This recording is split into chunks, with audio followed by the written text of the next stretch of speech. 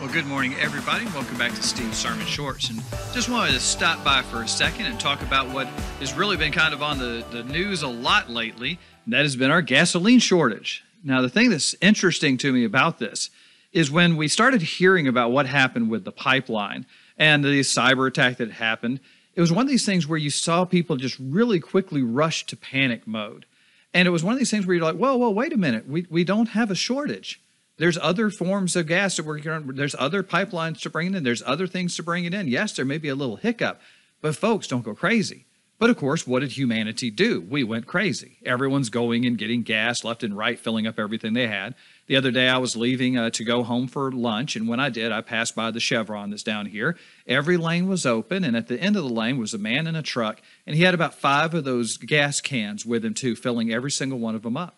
We saw on Facebook where there was a man who he took his, where the irrigation thing that you see sometimes lawn care people have, the big tub that usually is full of water. Usually it has to be on a trailer, it's so large. He's sitting there filling it up with gasoline, which I'm like, okay, you've just ruined this thing because that's not a approved container for gasoline. And then we also saw on Facebook the humorous but yet really sad thing where we saw a woman filling up grocery bags with gasoline, even though it was eating it up and spilling out. And it was just one of these things we look at, we're just like, what on earth is going on? Why would people do this when there wasn't a shortage in the first place?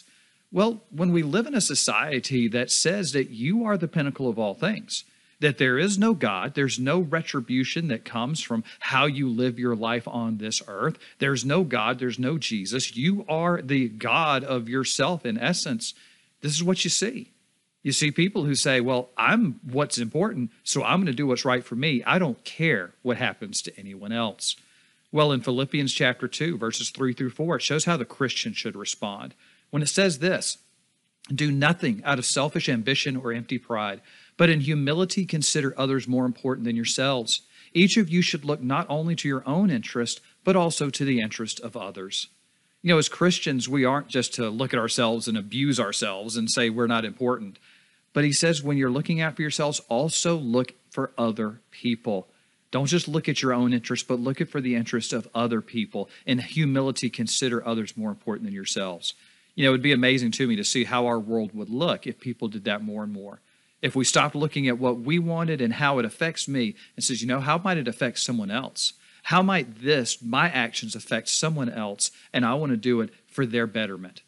You know, let us go out there and during this time, and I know it's going to end very soon, the pipeline's back open, but let us be an example of those who look out for others, who see others as important, not just themselves, not their own personal needs, but also look out for the needs of others. Because when we do that, we're never more like Jesus.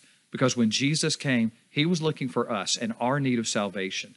That's what prompted him to go to the cross, to die for our sins, that we might have salvation. Not because of what he wanted or what he needed. It's because he loved us so much and felt that we were worth dying for. All right? So let's go out there and love one another and care for one another and be Jesus' hands and feet into this world. All right? Y'all have a good week, and we'll see you next week.